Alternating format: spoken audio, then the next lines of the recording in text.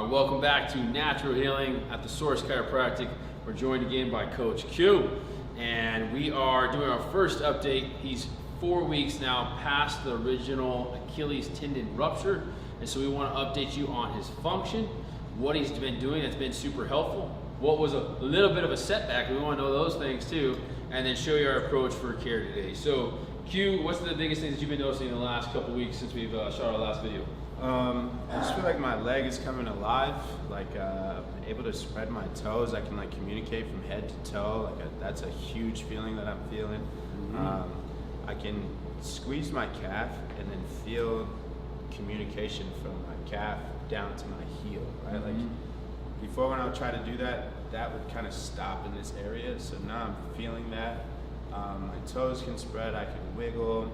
When I'm sleeping, which is the crazy part, is like my foot wants to fire up, and that wasn't happening before. Like truly, if I'm having a dream with me running, my foot is wanting to do that when I'm sleeping, and it'll wake me up. Subconscious prepping you, bro. Yeah. So like, it just feels like it's alive, like things are happening, so which feels good to me.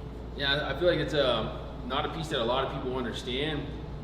When the Achilles tendon ruptures, not only are you losing muscular connection, but it actually feels like you've lost like an energetic connection, the ability to feel all the way down. It's the oddest feeling, but when it starts coming back online, it gives you a great hope. And so we also want to check in with, so you saw he's able to fire the calf, but he's also able to stand up, making sure that we're keeping a lead foot. So as you still see, he's working a lot of that plantar flexion, that's toes going away from nose. And so when the foot's forward, he's able to keep a level of plantar flexion. And so he can scoop, right? And what he said in the pre-chat is he does notice if that foot's going to come back, he noticed that it feels like it's pulling, right? And that's what we want to avoid. And so we're not going to do that yet. So let's go ahead and get you to go face down over here, Q. Move this over here for you. So thank you all for joining in, seeing how you can help heal an Achilles naturally. So you got options. Some choose surgery, some choose non-operative.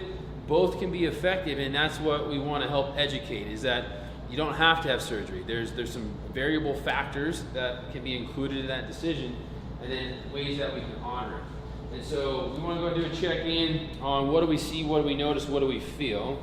And so if you catch an angle down this way, you will notice that there is a slight divot, right? And this is the distal portion of where there was a rupture. This would be the proximal portion. And so that's the gap, right? We started with about a 3 centimeter gap. Now with that, we don't want to be completely misperceiving this, because there is softer tissue attachment starting to happen, but they're deeper and they're a little bit softer to palpate. But what I've started to notice is that that portion where there was the detachment is starting to harden.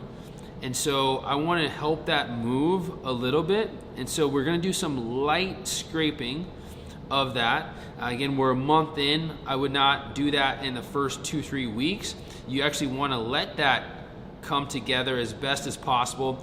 The tissue will start to harden as it's starting to make its own internal soft cast. But now I'm going to grab a tool. We're going to go ahead and let this open up a little bit. The other thing that Q said, which we'll show you a picture of, is one of the nights he did have some alcohol, right? And he said it created pretty nice swelling and inflammation, right? Yeah. So if you ever needed the cue of that's not good for you when you're trying to heal, we're going to show you a picture so you can see what that looks like. But Q's also been doing a really good job following our nourishment plan.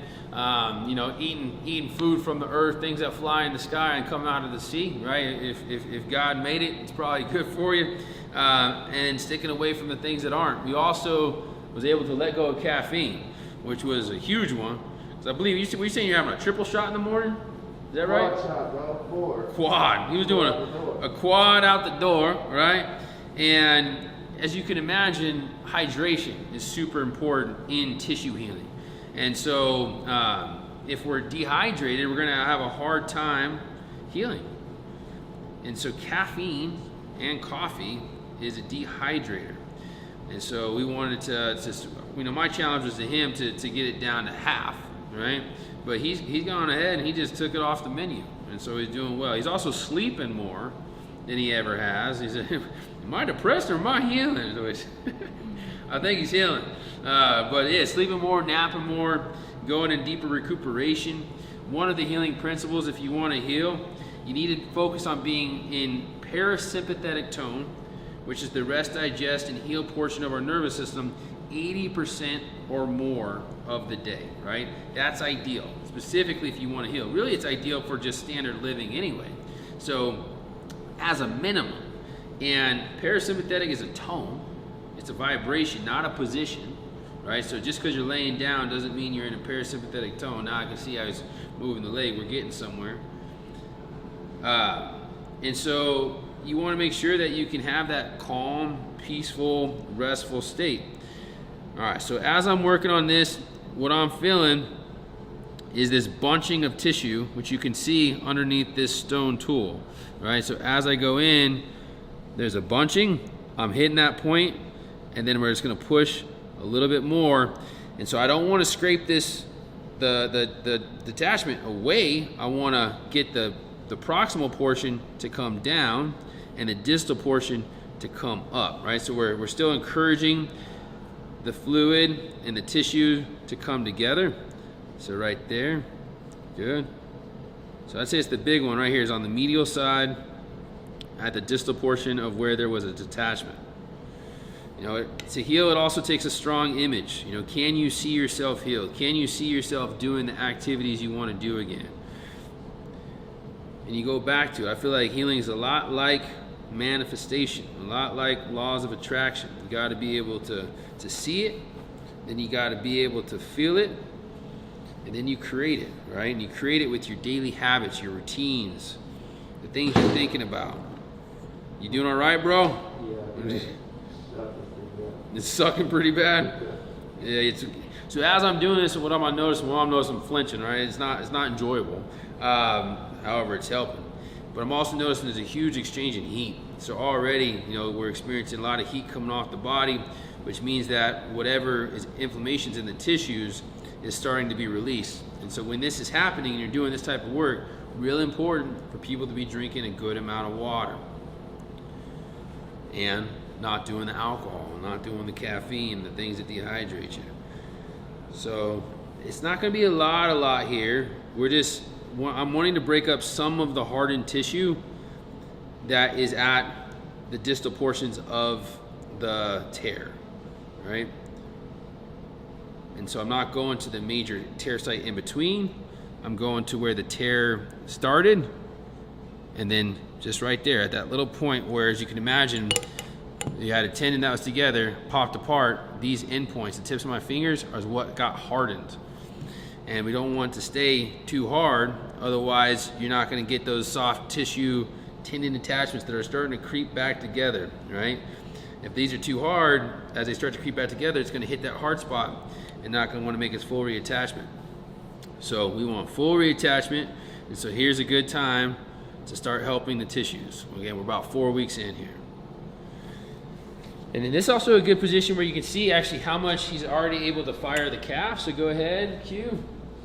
All right. So he's getting great calf engagement, you know, firing into the gastrocnemius, a little bit into the soleus.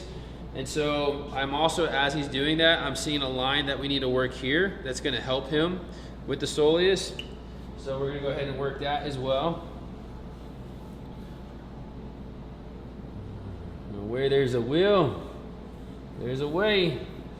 And so natural healing of Achilles tendon rupture is possible. We're seeing more and more all around the world heal in a good way. And just make sure, you know, there are some things that you can be doing for it along your journey. I went through with Q and we created a plan, you know, honoring the foundations, which is movement, nourishment, recuperation, and presence, and also the elements, the water, the earth, the fire, the air. And then coming up with specific, also making sure, you know, you got to limit the things that could be creating distractions, you know, creating good boundaries for your life, getting those things out of the way. As he's been walking primarily with the boot, it's really often the hips, the low back, upper back, neck. I think he said even his wrist, you know, starting where he's really starting to notice it. but the pain actually in the Achilles is pretty much gone. Take a breath here and let it go.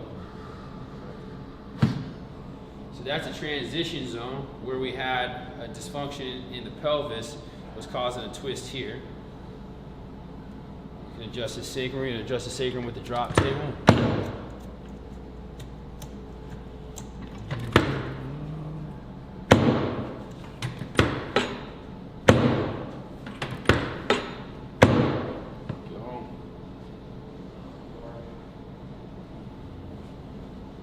As a resource, I actually found a pretty good resource online. I'm liking this person's stuff. It's Achilles Rebuild on Instagram. His whole account primarily specializes in doing education about those wanting to rebuild the Achilles after a rupture.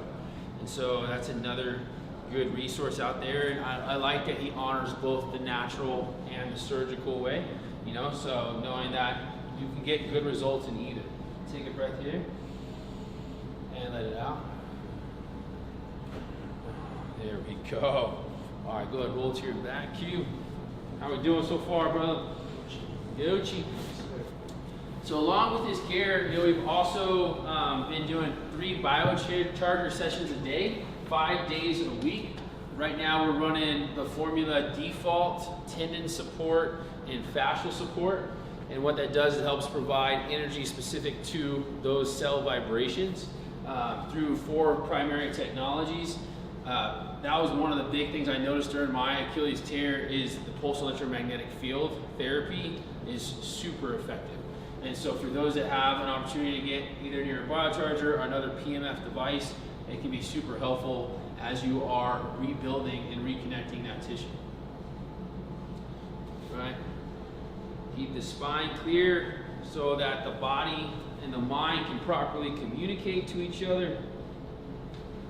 That's why we do this chiropractic thing. Like, oh, bro, he has an Achilles problem. Like, well, we want to make the nervous system clear for that. All right. That's all good on my end. You can come on up. We're going to go ahead and tape him up, too, for support. So when he's not in his boot, laying down, going to sleep, whatever, when his foot's doing that thing. Actually, I remember mine would do that. It's the most painful thing when it happens, but it's like your body's trying to freaking retrain it, but you get these like little jolts as the connections are being made, and then the body's wanting to remember how to exercise. Any final thoughts for the people that are watching?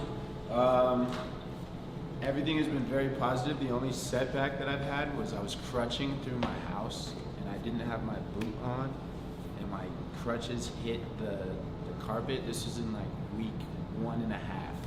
And I actually fell. Like I had to catch myself with my foot. Very, very painful. So the biggest thing I would say is like keep the boot on, right? Unless you're in this like the most neutral, safe thing, just keep the boot on. Yeah, I had a few of those little slips and they ain't fun. And you're like, did I just mess up my whole healing? You know? Yeah, you're in a corridor. I would say typically in the first 6 to 8 weeks is when that attachment is really trying to happen. After 8 weeks, you have a pretty good attachment, right? Typically. And so in that first 6 to 8 weeks, you gotta be careful. You know, as much as we wanna be brave and courageous and push things at times, like there's a time to slow down and be careful. And that first 6 to 8 weeks, like you said, keeping that boot on is gonna keep you a little bit more protected, because at least if you hit, you're gonna be at an angle, because in that boot you should have a wedge. So we hope this has been helpful for you. Please leave us any feedback. Let us know how this is inspiring you along the journey, or if you have any questions, and we'll check back in another 1 to 2 weeks. Until next time. Peace.